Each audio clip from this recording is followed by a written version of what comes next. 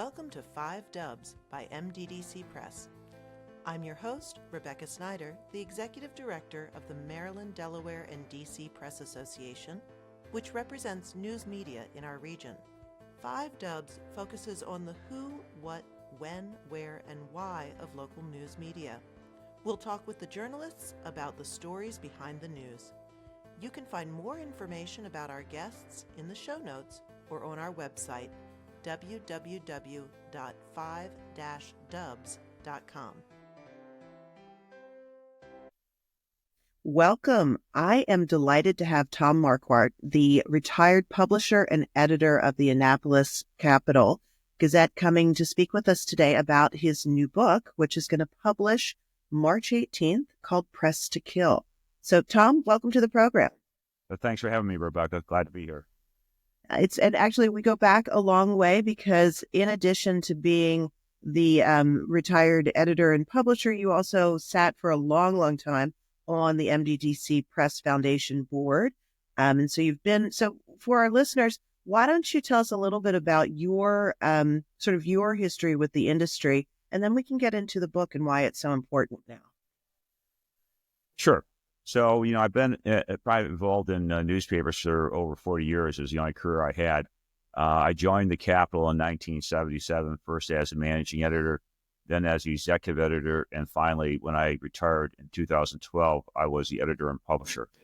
Really, it's been in newspapers have been in my blood since I was able to write a story. And, I was served for a long time in Maryland. Probably over 40 years. So that was probably most of my career was spent in Annapolis.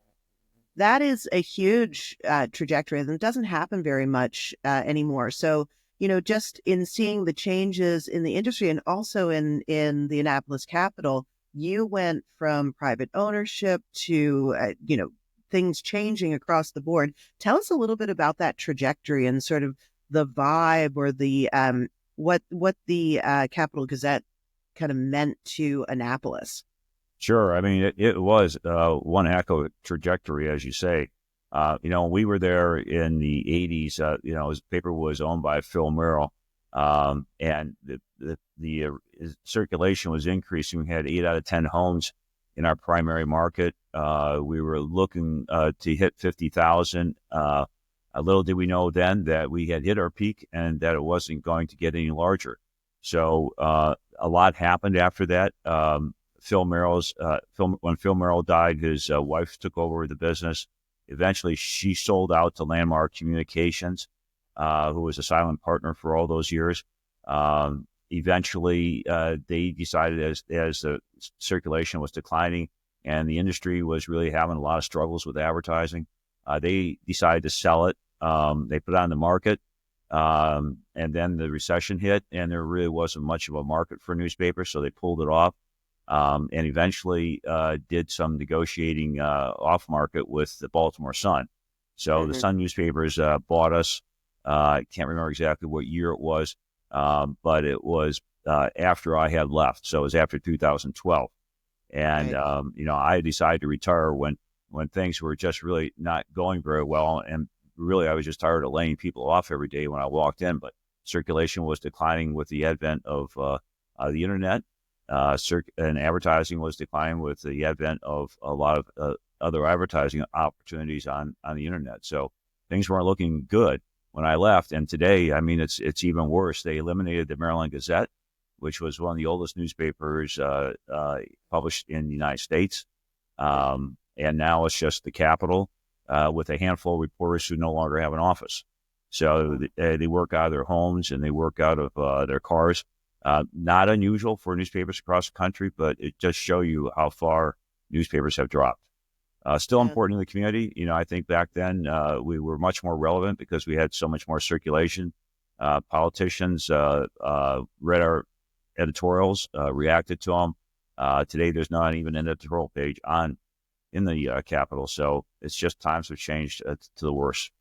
Yeah, well, and certainly in terms of what the Annapolis Capital meant or means to the community, it's still very, it's still well thought of. But you're right, there's lots of, in the media landscape, things have fractured quite a bit. So you have the advent of digital publications, and I think there's other entities that are coming in to help cover that community as well. Because Annapolis is just like a big small town. I think a lot of people see. Town in Selection. Yeah, you're right. I mean, it's a circulation, or it's a population is under 20,000, but as a state capital, it houses the state legislature, the governor's office. It's right outside D.C. It's on the Chesapeake Bay, so you have a lot of influences that drive news. You get the environment. You certainly got politics. You got local news. You got the Naval Academy, which is visited by presidents. It's just a lot going on in Annapolis, and that's what really made it a great news town and made it a great newspaper to lead. Yeah, absolutely. And so we're here actually to talk about Press to Kill, and one of the other reasons that Annapolis is so noteworthy in the news media industry is really because it was the site of one of our greatest tragedies. And so tell us a little bit about what you were hoping to cover with Press to Kill, and sort of how you arrived at working on that book. Sure. I think the issue was not unpredictable, but unfortunate in that, maybe a year after the murders, the country, the world, not so much Annapolis, but certainly most of the country have moved on to the next mass murder. So, Press to Kill is really focusing and trying to make sure that what happened to the people on that day and their legacies are preserved.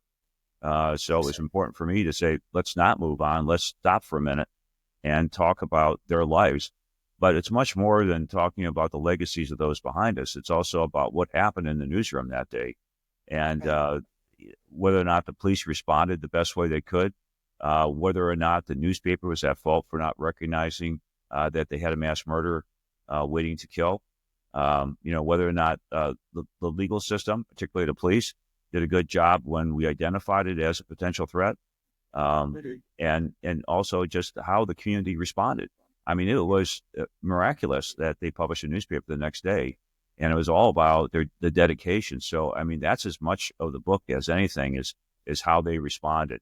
And elsewise, I get into things like copycat murders, the prevalence of guns and the influence on that, how the media covers mass murders is a chapter in this book, and whether or not they give it too much publicity and efforts to reduce the name use and photos of the murderers. So it's pretty expansive in the book, but it's brutally honest as well as what happened in the newsroom that day. Sure. No, it sounds like it's a jumping off point to discuss a lot of the issues that are really surrounding us. So let's take a step back. So on June 28th, 2018, Gerald Ramos, who had a beef, was disgruntled with the Annapolis Capital, came into the newsroom on Bestgate Road and opened fire and wound up killing five members of that newsroom, injuring others, traumatizing scores more. So walk us through, for people who are not familiar with or deeply familiar with the murders, tell us a little bit about what happened that day, and then we'll step back and talk through, the buildup. And you were actually, I think, with the timing, you may have crossed paths with this person. So let's talk about the day itself, and then we'll go back to kind of the themes. So Ramos, who's not named in my book, he has a pseudonym in my book, but he had cased out the Capitol building at 880 Bestgate for a couple of years, and chose a day that he thought would have a lot of people there. In particular, the newspaper sponsored a weekly editorial board meeting that included members of the public and oftentimes public officials. This came right after the election, so he had thought there may be people who had won election that would be in the office that day, as well as even the prosecutor who ended up prosecuting him. So as it turned out, they decided to cancel that meeting since it was right after the election. The editor was on vacation, and a couple other people were on vacation, so they canceled the meeting, which probably saved a lot of lives in itself. The rest of the majority of the people who were in the advertising department were in Baltimore for a quarterly meeting with their supervisors there to take a look at the budget. So all but two people were gone from that department. So really what was left were editors and a few reporters, photographer, who were working on the next day's edition. So when it happened at 2:30, they really had a smaller crew than they would normally have putting out the next day's edition. And, weirdly enough, MDDC's executive board was meeting in the Annapolis office that very day, but they had all gone by that point. So I didn't know it really that. is just a happenstance. It's such strange quirks of timing. Oh, that's pretty scary. That's one thing I did not know. And so, when he came in, he had plotted this thing. He put a barrier that's purchased offline underneath one of the exit doors, blocking anybody from escaping from the back of the office. He came to the front door, thought it was going to be open. It was locked. He blew his way through, shattered the front door, and then just proceeded down the aisle to find as many people as he could to kill. And that's what he said. I was there to kill as many of these people as I could. When he was finished, he hid underneath a desk. And so he did not want to commit suicide. He wanted to live just to see what would happen. And when the police arrived, they immediately went to the attention of the victims and those the 6 reporters who had hidden underneath their own desk. They did not check this one area of the newsroom. Their priorities were elsewhere. But for 8 minutes, that killer hid underneath a desk within inches of police and the survivors were in that newsroom.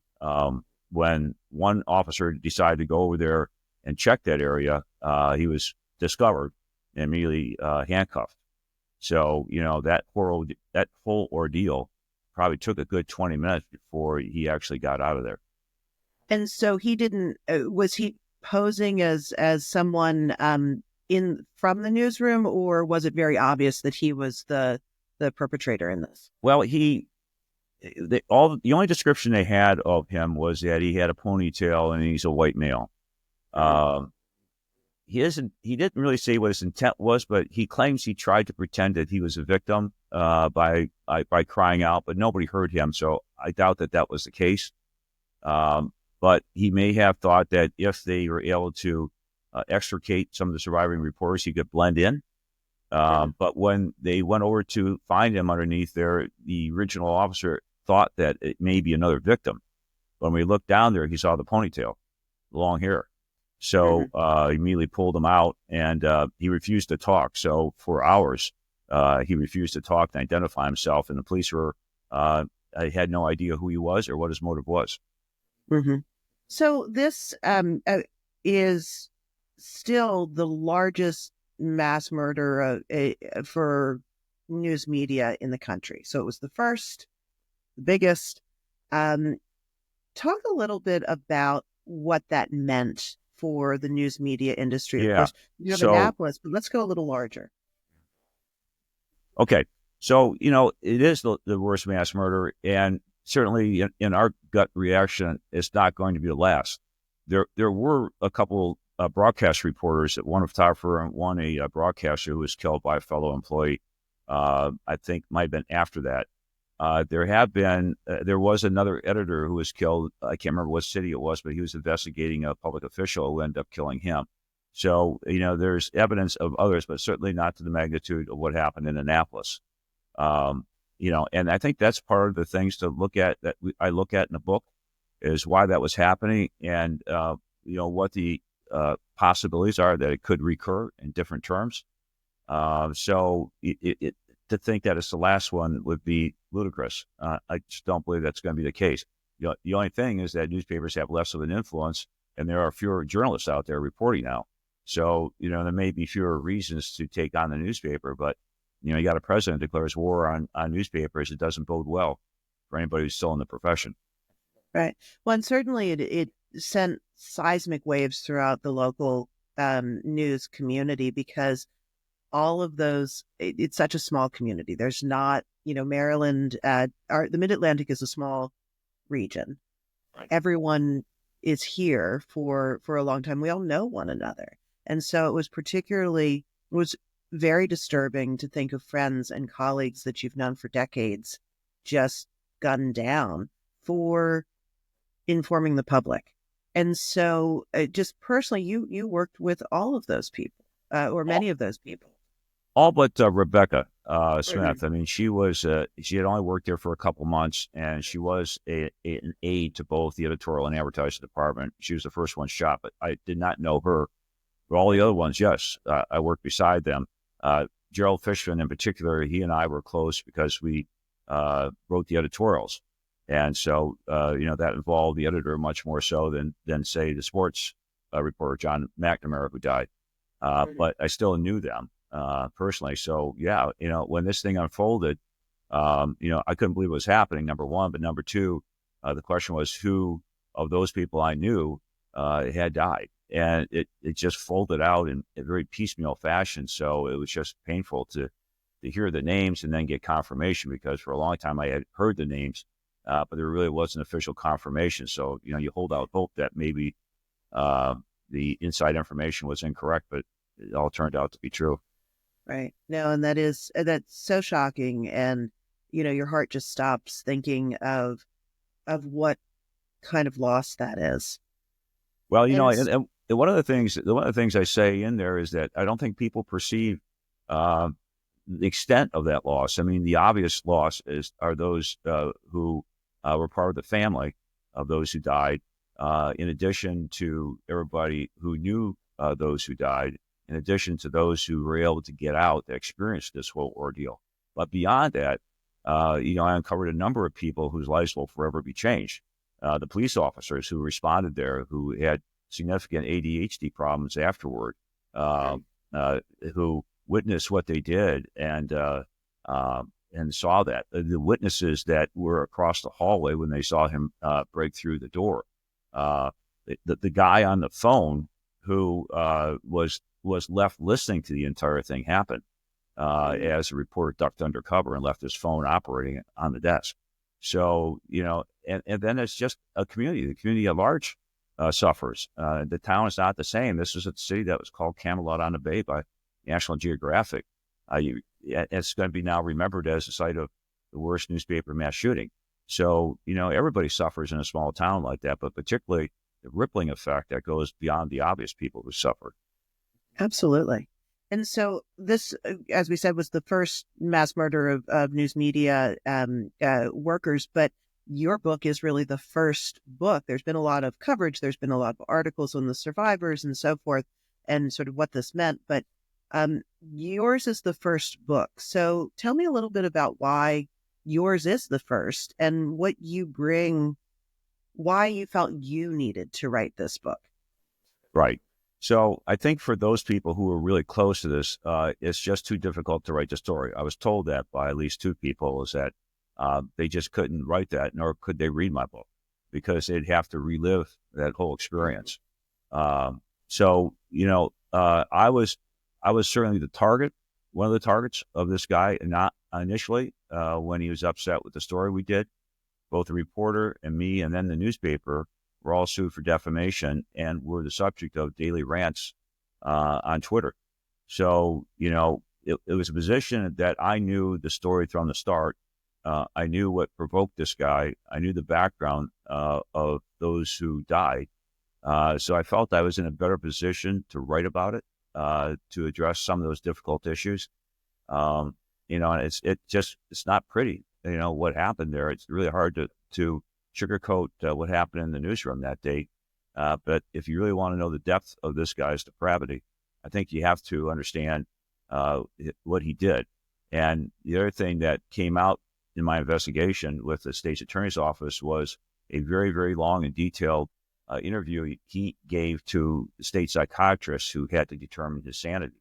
And in that description, it was really the only time he opened up. And you learned a lot about his background, his life, what motivated him, what satisfaction he took. And as raw as that is in the book, it just, I think, really gives you an idea of how evil this guy was. obviously he had to be evil to do what he did, but I think that the depth of it shows you what is out on the street now. And I don't think he's the only one who's capable of committing mass murder, as the book shows. I mean, the telltale signs are as simple as you would think. People in everybody's newsroom out there, I believe, could probably identify somebody who may do this. Well, and so I'm interested in that, and so we'll unpack that in just a second. But I want to go back to sort of like the not only the depth but the breadth of the grudge that he had with the newspaper, because you left in 2012. Right. This happened in 2018. You were aware of the perpetrator before you left. So tell us a little bit about sort of what you were thinking and how you perceived this threat. I mean, it's part of news media. You get threats all the time. And so did you have any inkling, and how did his communications change over time? Yeah, that time frame is important because a lot of people think that I was there during the shooting, or somehow I was there after he finished his lawsuit. But the truth of the matter is, he sued us when certainly I was editor, and he sued the reporter and the newspaper for defamation and invasion of privacy. So I was there when this was winding its way through the courts. So that would have been in the early 2010s, right? Correct. Early teens. So okay. he was losing each step of the way, and he was representing himself, but with an unlimited budget of nothing, he was able to appeal. He was able to sue judges. He was able to sue attorneys. He broke agreements not to have any contact with his initial victim. So he dragged it out over a number of years. And I had retired in 2012 while that lawsuit was still pending. So I was out of the newspaper at that point, but I remained in contact because I was one of the people who were named in the lawsuit. So the attorney and my successor kept in close contact with me. In 2013, I was traveling to Florida for the winter months, but staying in contact. And I kept in close contact with Pat Richardson, my successor, because, she had some questions just in how the place was operating. So I said, I'll answer. I'll be here whenever you want me. So when things got progressively worse, there were a couple Twitters in which a lot of us felt uncomfortable. So we talked and said, I was among the people who said, we need to talk to police about this. So we set up a conference call with police. What about it made you uncomfortable? Because you've gotten a lot of threats in your time. This isn't the first one. And I had not been following shifted.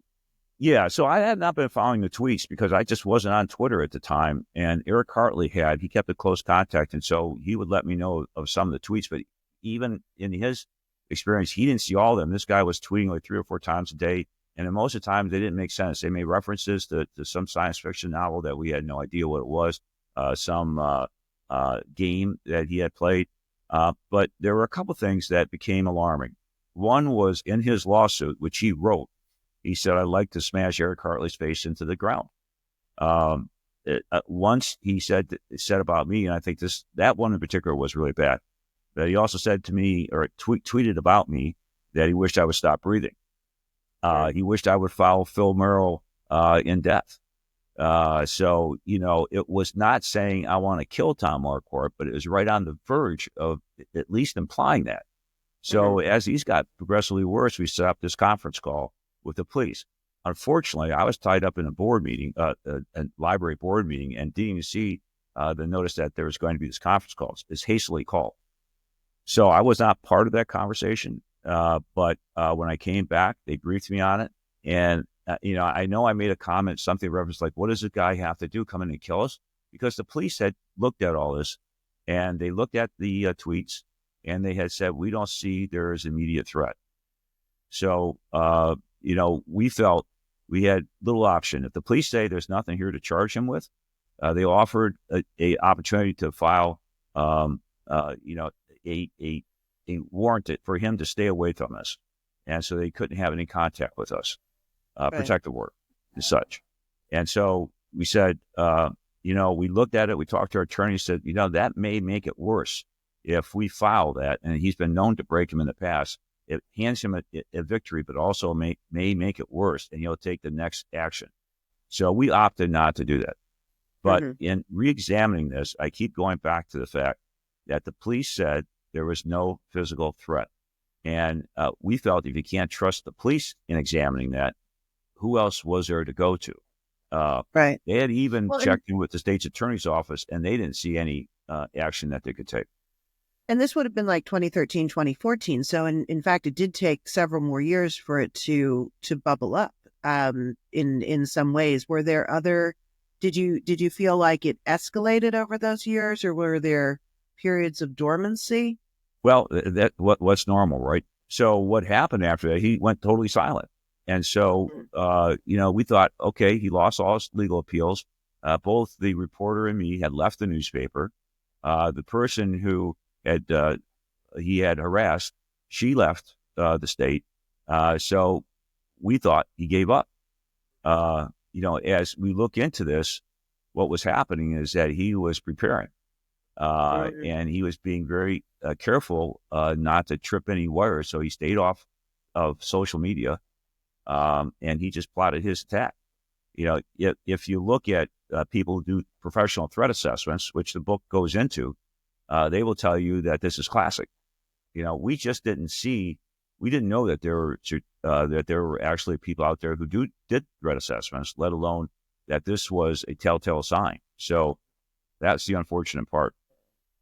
So how does this compare? I think you've done a really good job of contextualizing mass murders, and showing how this is both similar, but also has different repercussions. So how does this mass murder, sort of the pattern and the escalation, match up to what we see really across the country? There's so many mass murders now.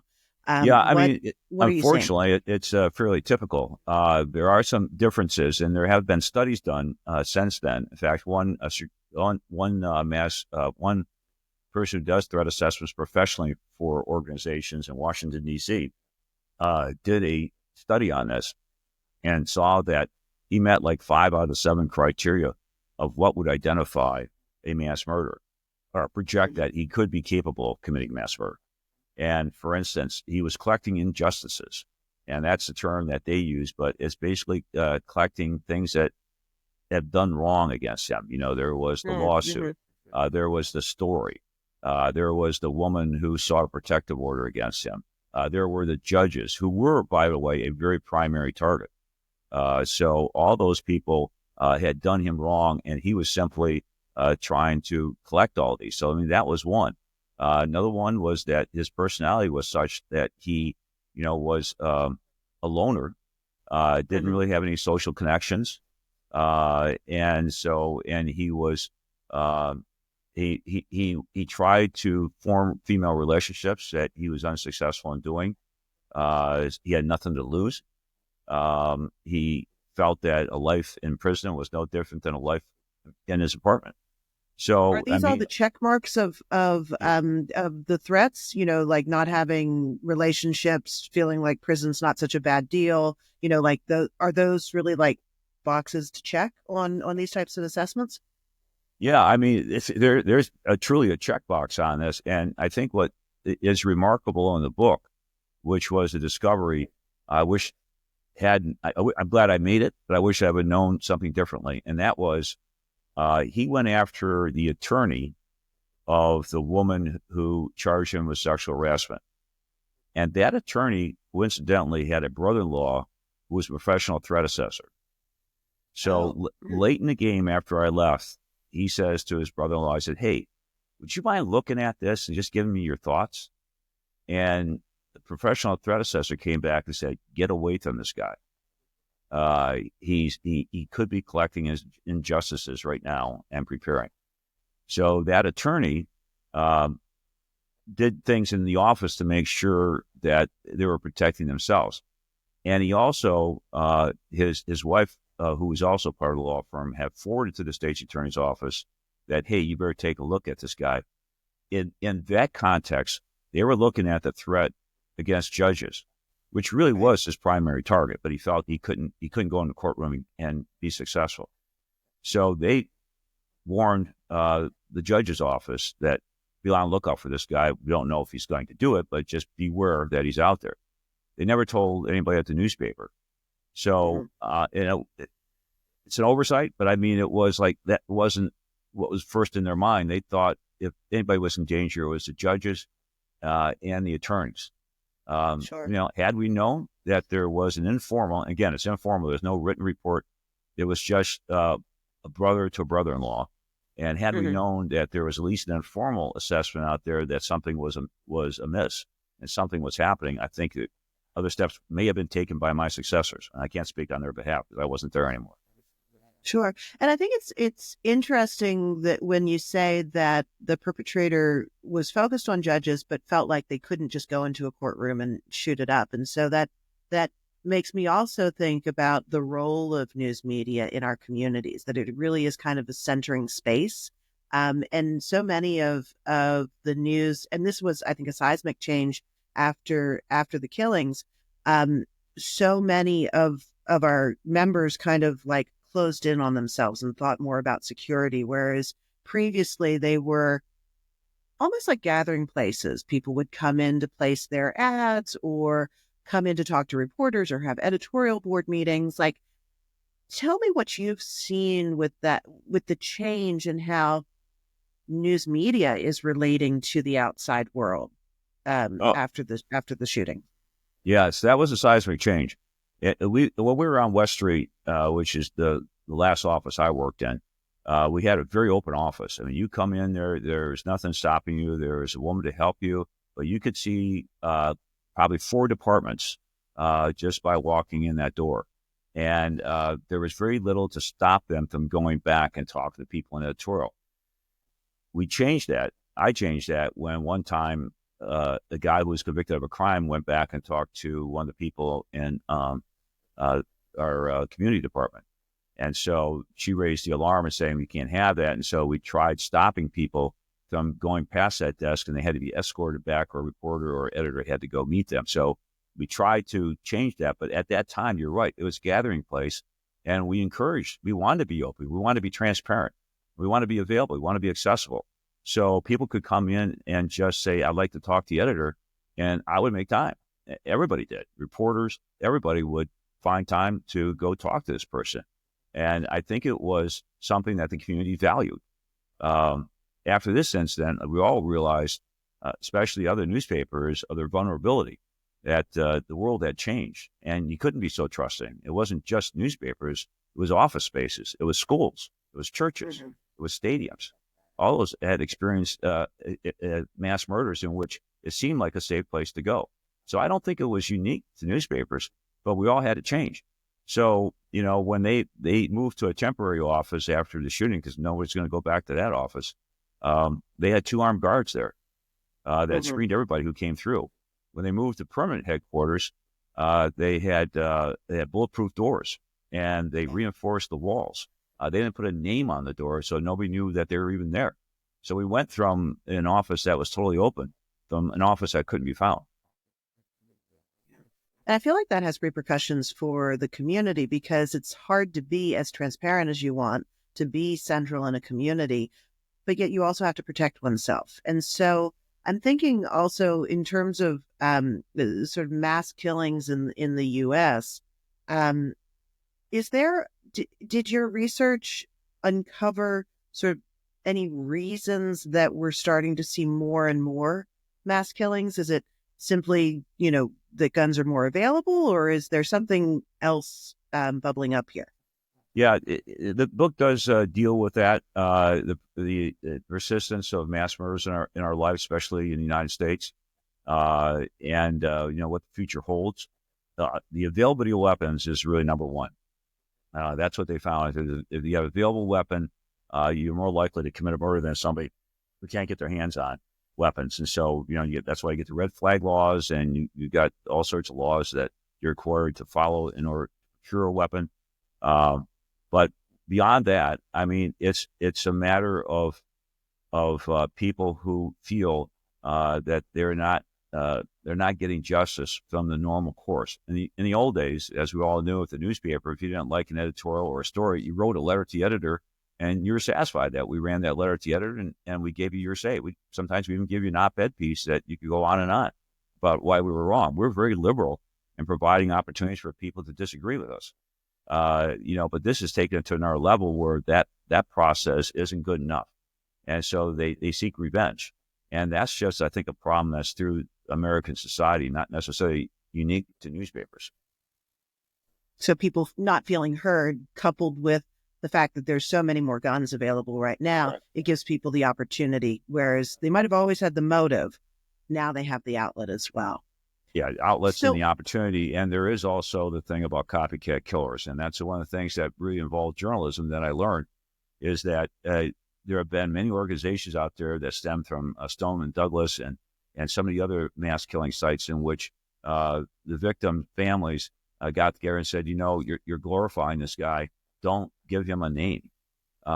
Change the way you report these stories. And when I looked at the coverage of what happened in Annapolis, it just basically violated a lot of that. There was just excessive coverage and excessive use of the guy's name was just made him happy. And these copycat killers, they've gone out there and tried to outdo somebody that had, a high fatality list.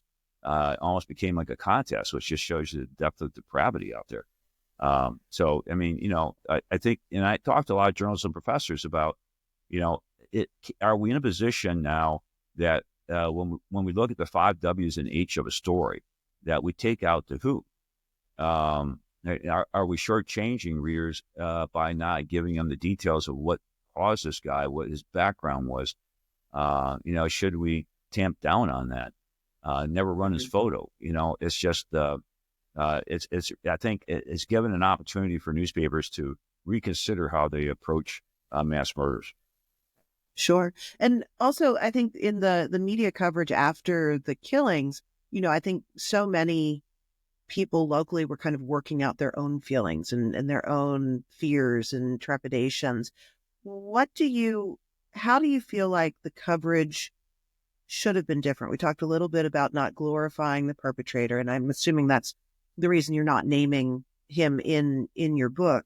But what else do you think media could learn from their own response to these killings in terms of their coverage? Well, I think the lesson learned here is that if it does unfortunately happen in your community, to focus on the victims and not the person who did it.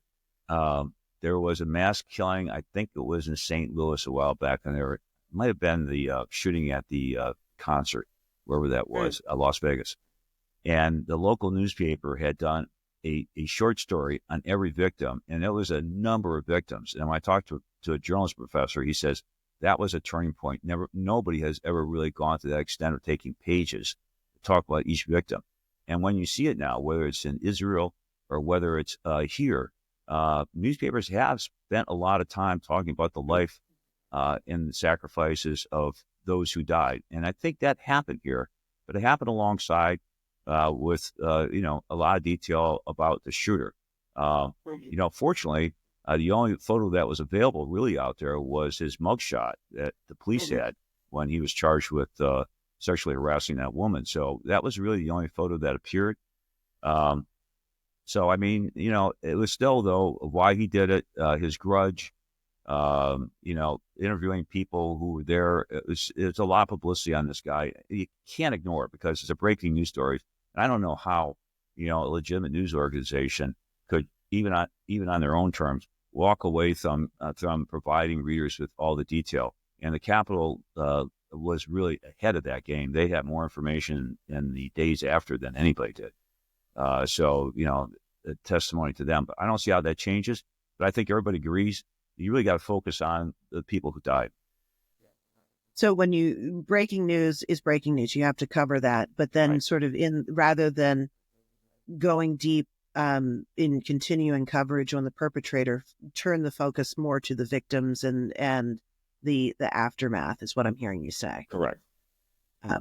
And so I want to, before I'm noticing our time, and I just want to make sure that we're giving full flower to your book. So tell us a little bit about when it comes out, the name, how people can access it and purchase it, and then we'll turn to what you want people to take away from the book itself. So the full title of the book is "Press to Kill: Inside Newspaper's Worst Mass Murder." It's going to be released on March 18th, as you said. Currently available on Amazon, books.com, Barnes & Noble, any outlet there where you buy your books. It's available in hardback, softback, and Kindle. So there are many ways of getting it. It's going to be published by Prentice Hall. They looked at it. They're at Loyola University. So they took on the project, worked with me to hone it, make sure it was delivering what we expected it to. And hopefully it's going to be read. I've got some book signings coming up, some in Annapolis, some here in Naples. Details aren't worked out yet, but I hope to get back to Maryland to do some book signings. From a book standpoint, when you go into it, you have to understand that by the nature of this thing, it's very raw. I walk the reader through what happened in the newsroom that day because I was able to see the cams that were in the office that day, as well as the cams that were worn by the police officers. So I have a pretty good idea, what had happened. And it's important because it wasn't just the killings of the 5 who died, but the struggle of those who were caught and tried to escape, couldn't live through this thing. And then when the police came in, what their response was, how long they stood at the front door. So if you get past the violence of what had happened and you get into understanding how the police responded and how this guy made it out, I think there's a reason to go into that kind of detail. But if you're at all sensitive to that, it's probably not a book to read. Thank you for the warning there. I appreciate that, and hopefully MDDC can have you at a book signing sometime this spring. Sure. What are you hoping people take away from reading the book? Well, a couple things. One was those who died had incredible lives and they sacrificed a great deal. One actually charged a shooter and probably protected 1 or 2 other people in doing so. There's that. I mean, just examining the lives of those who died. Number 2, the effort of not only the newspaper to respond, but also the community who just supported that newspaper like no other could. I mean, they may have hated their newspaper during the day, but when this happened, they surrounded that newspaper with love. And so there was a lot that came after that shows you a community that got their act together. And that's remarkable. And I don't know if other communities have done that to this extent, but I think it's important that the book point that out. And lastly, I think is that for anybody, not just newspapers, for any business out there, the signs are out there. And if you read this book, you can say there are 5 or 6 things I need to look out as a manager of my workplace. And if there is somebody out there, maybe do that threat assessment, pay for that threat assessment, or at least acknowledge the fact that you need to protect your staff. So, those are, I think, the elements that I think people should look for, and I hope they read. Thank you. Well, I hope they do as well. Is this sort of the first and only book you're going to be writing, or do you have another project in the works? No, I know you write a wonderful wine column. It's an exhausting process. I mean, it's there's a time involved in writing the book. It's the time involved trying to find a publisher, the marketing. There's just a lot involved. And at this stage of my life, I'm not sure I want to do it again. Well, I'm glad you did it this time. And thank you for helping us understand more fully what happened June 18th or June 28th. And I hope that we'll see you again soon. Thank you so much for coming to talk with us. Thank you, Rebecca. I hope to see you again as well. Thanks for listening to 5 Dubs with Rebecca Snyder. Please subscribe and leave us a 5-star review wherever you download your podcasts so that others can find us. What do you want to know about local journalism? Email me at rsnyder, S-N-Y-D-E-R, at mddcpress.com. Interested in supporting our podcast and journalism? Please donate to our 501c3 Press Foundation. Find out more and see the full episode list and show notes at www.5-dubs.com.